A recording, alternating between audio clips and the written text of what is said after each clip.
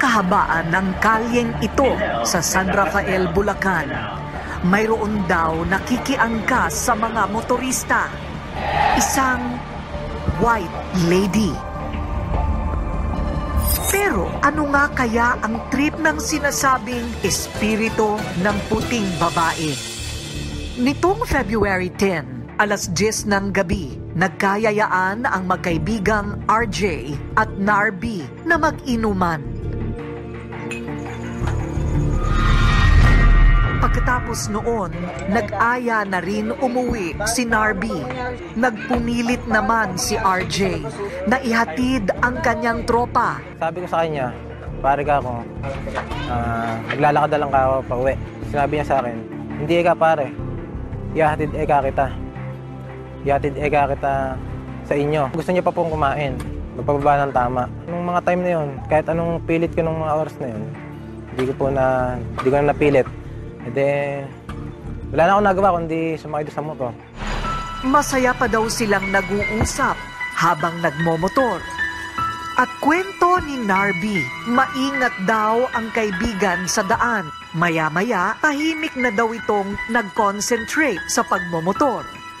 Pero sa bandang pakurbada sa barangay Kaingin, medyo tumagilid daw ang kanilang sinasakyan. At hindi inaasahang sasalpok sila sa poste ng ilaw. Iyon ang aksidenteng ikinamatay ng kanyang kaibigang si RJ. Wala na akong naalala eh. Nakasakay na ako sa motor tapos nakapikit ako. Tapos sa may kurbada na yun mismo, doon ako siguro mga 2 seconds bago kami bumangga, nakadilat pa ako. Tapos wala na akong nagawa, bumangga na kami. Palagay ko po kasi nakatulog kasi sinolder niya yung pinakagilid eh. Laking pangungulila ni Tatay Belden sa pagkasawi ng kanyang 18 anyos na anak. Gagraduate sana ngayong Abril at nangarap daw maging pulis si RJ. Hindi matanggap ni Tatay Belden kung paanong namatay ang kanyang anak. Maraming katanungan sa kanyang isip. Minabuti niyang makita ang CCTV sa pinangyarihan ng aksidente. Pumalik ako dito kasi mag-iimbestiga pa ako kung anong nangyayari talaga dahil nung gabi na yon, wala pa naman ako dito, hindi ko pa alam ang buong pangyayari. Sa pagre-review nila ng CCTV, iba ang kanilang nakita. Laking gulat niya nang makita ang imahe ng babaeng nakaputi na parang white lady.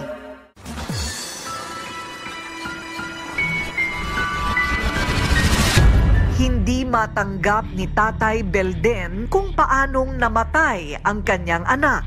Sa pagre-review nila ng CCTV, iba ang kanilang nakita. Sa kuha nito, parang nakaangkas sa likod ng motor na sinasakyan nila RJ at Narby. Sino nga kaya ang babaeng nakaputi sa barangay Kaingin? Kahit anong review ko doon sa CCTV, napakabilis ang pangyayari. Minsan iniisip ko na lang na may demonyo, may Panginoon. Parang gusto kong paniwalaan, gusto ko rin hindi. Maging ang lolo ni Narby ay nagulat nang mapanood ang video mula sa CCTV. Ayon sa kwento ng lolo ni Narby, taong 1997, pagkalipat pa lang daw nila para maging tagabantay ng bahay dito sa San Rafael,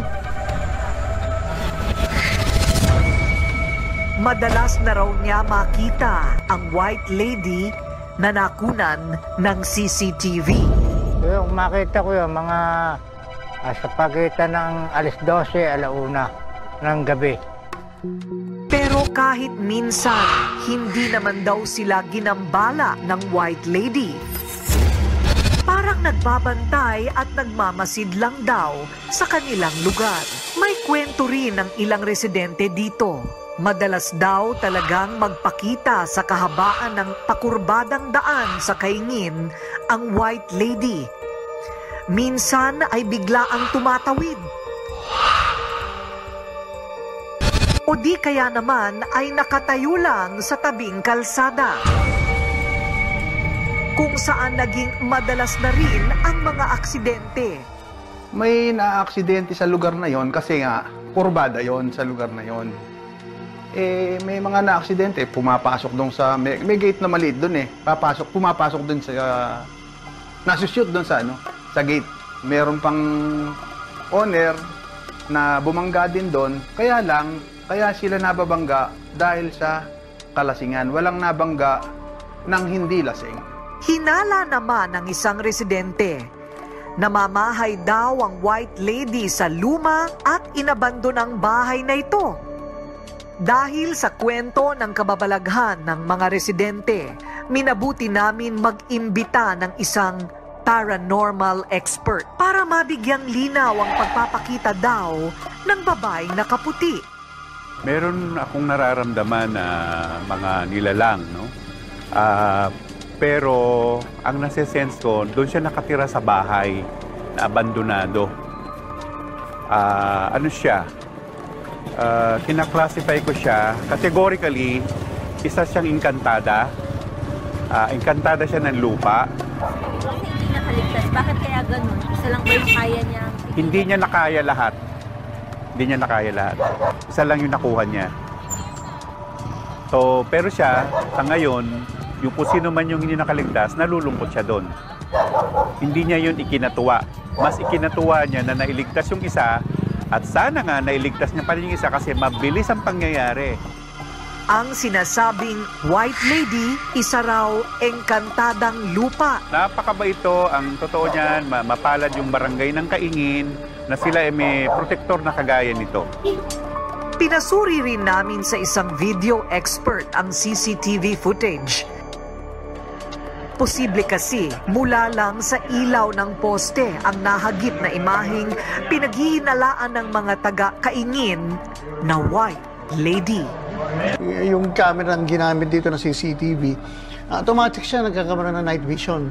So pag nag-night vision yan, yung effect nung material mo na galing sa CCTV nagiging black and white. So yung pag black and white yung material mo, yung reflections manggagaling doon sa camera, tsaka doon sa ilaw, hahalo yun sa katawan. So kung talagang white lady dito, definitely dapat hindi ganoon ang effect. Pero nakikita ko, tao. And then yung material na binigay sa atin, hindi siya yung real time. Medyo naka-slow mo na to. So pag naka-slow mo yung material mo, definitely nai-stretch yun. So dahan-dahan siya. Pero kung may playback natin ng maayos, baka nakita natin ng iba. Pero sa tingin ko, tao to, ito yung nakamotor. Hindi ito yung white lady. Paglilinaw naman ng Barangay Kaingin, may mga babala o signages noon pa sa kanilang lugar. Pero dahil na rin sa kapabayaan, nasisira na lang ang mga ito. Sa ngayon, na nangyayaring ang ganon, napag-usapan namin ng sanggunian na ipagpagawa uli ng bago. At hindi lang doon sa lugar na yon, lahat ng lugar namin dito sa amin sa Kaingin na lahat ng kurbada ay lalagyan na ng mga signages para maiwasan yung mga sakuna, aksidenteng nangyayari. Pero iba ang paniniwala ni Lolo Romeo. Ang white lady daw na ito ang siyang nagligtas naman sa buhay ng kanyang apo. Himala kasing galos lang ang natamo ni Narby sa nasabing aksidente. Baka ang ginawa hinihulog na niya para hindi maaksidente ng marumpa. Elemento siya na hindi natin nakikita na nagbabantay bawat isa sa atin. Kumbaga, kahit saan tayo pumunta, nakasubaybay. Paalala sa mga motorista, totoo man o hindi ang tungkol sa babaeng nakaputi. Sa Barangay Kaingin, San Rafael, Bulacan, iba yung pag-iingat pa rin ang kailangan.